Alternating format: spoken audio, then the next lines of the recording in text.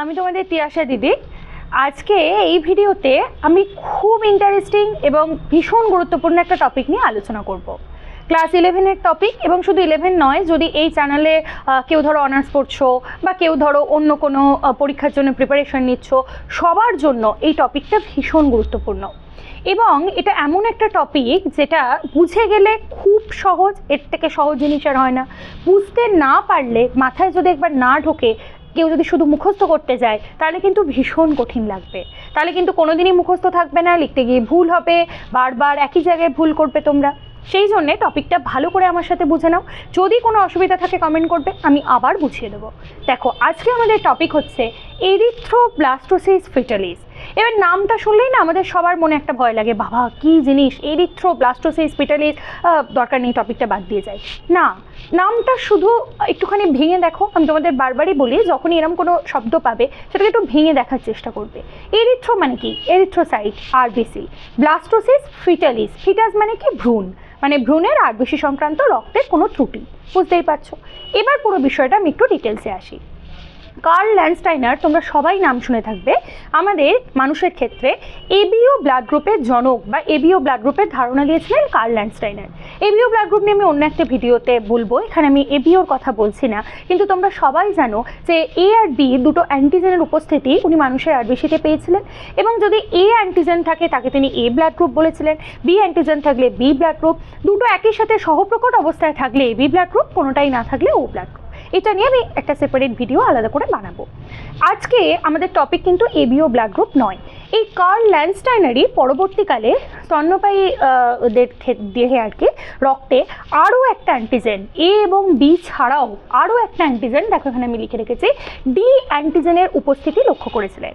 প্রত্যেকটা কথা যে আমি বলছি, প্রত্যেকটা কিন্তু এক একটা ইন্ডিভিজুয়াল প্রশ্ন, বিশেষ করে ক্লাস 11-এর জন্য।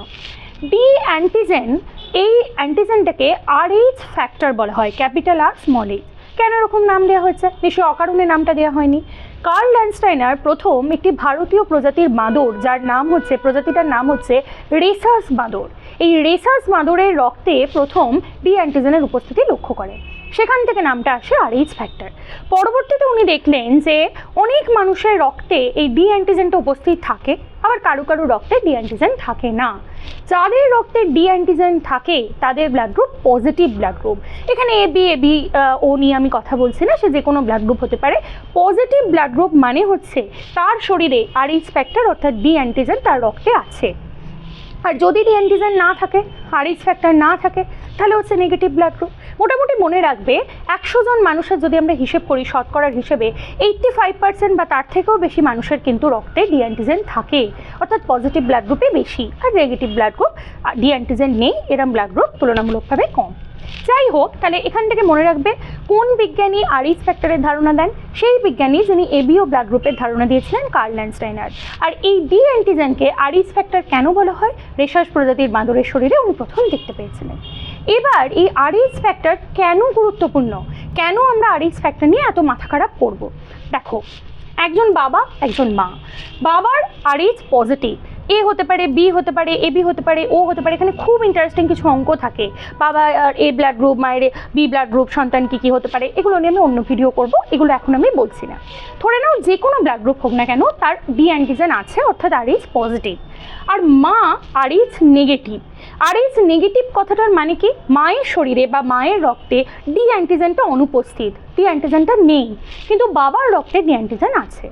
মা প্রেগনেন্ট হয়েছে, প্রথম দেখো আমি কথাটা লিখেছি, প্রথম ভ্রূণ, সন্তান তখনও জন্ম নেয়নি, মায়ের শরীরের মধ্যেই ভ্রূণ অবস্থাতেই সন্তান রয়েছে। এবার বাবা যেহেতু পজিটিভ, মায়ের নেগেটিভ, প্রকট সূত্র অনুযায়ী এই প্রথম ভ্রূণটার ব্লাড গ্রুপ RH পজিটিভ হয়েছে। এবি ও যাই হোক না কেন, পজিটিভ ব্লাড গ্রুপ, অর্থাৎ এই ভ্রূণটার মধ্যে ডি অ্যান্টিজেন রয়েছে।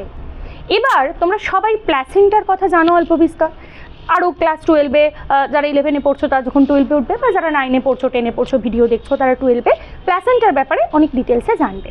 এখন শুধু এটুকু জেনে রাখো, যতটুকু আমাদের দরকার, প্ল্যাসেন্টা হচ্ছে এমন একটা অঙ্গ যেটা কিছুটা মাতৃকলা এবং কিছুটা ভ্রূণকলার অংশ নিয়ে তৈরি হয়। প্ল্যাসেন্টার দুটো কাজ আছে। এক হচ্ছে মায়ের সাথে ভ্রূণের সংযোগ রক্ষা করে প্ল্যাসেন্টা, ডেলিভারির পর আফটার বার্থ হিসেবে প্ল্যাসেন্টা আবার মায়ের শরীর থেকে বেরিয়ে যায়। এই মুহূর্তে কিন্তু যে মহিলারা প্রেগনেন্ট নয় তাদের শরীরে প্ল্যাসেন্টা নেই।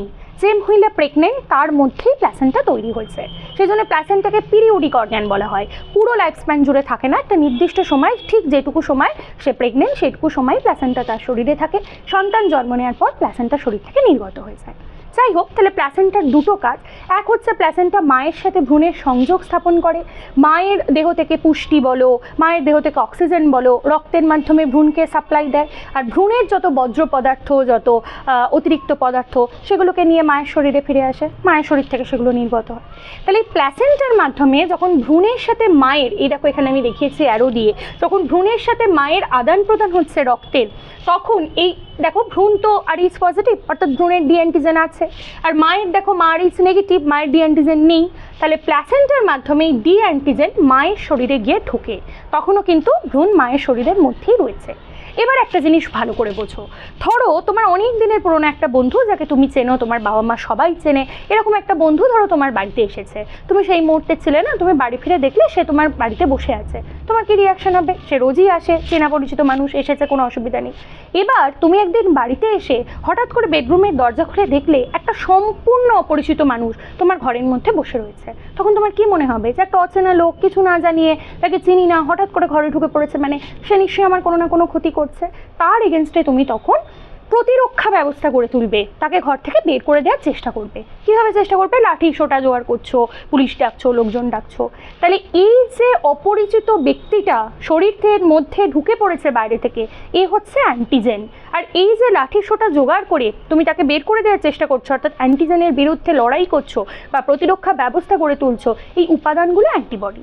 আর যে পদ্ধতিতে করছো সেটা ইমিউনিটি। তাহলে একই রকমভাবে প্ল্যাসেন্টা দিয়ে ডি অ্যান্টিজেন মায়ের রক্তে ঢুকেছে। মা যদি RH পজিটিভ হতো তাহলে কোনো ব্যাপার নয়, কারণ মা আগে থেকেই ডি অ্যান্টিজেনকে চিনতো, চেনা পরিচিত লোক এসেছে, কোনো অসুবিধা নেই। কিন্তু মা দেখো RH নেগেটিভ, মায়ের শরীরে ডি অ্যান্টিজেন ছিল না, ভ্রূণের থেকে প্ল্যাসেন্টার মাধ্যমে ডি অ্যান্টিজেন মায়ের শরীরে ঢুকেছে। মায়ের জন্য ডি অ্যান্টিজেন সম্পূর্ণ অপরিচিত একটা উপাদান। মা তখন মনে করে নিল, মা নয় অবশ্যই মায়ের বডি, রক্ত তখন মনে করে নিল যে আমার কাছে সে কার থেকে এসেছে, নিজের ভ্রূণের থেকে, এসব নয়, আমার কাছে একটা অপরিচিত ডি অ্যান্টিজেন এসেছে, আমাকে তার বিরুদ্ধে লাঠিসোঁটা জোগাড় করতে হবে। তাহলে কি বললাম? লাঠিসোঁটাগুলো অ্যান্টিবডি।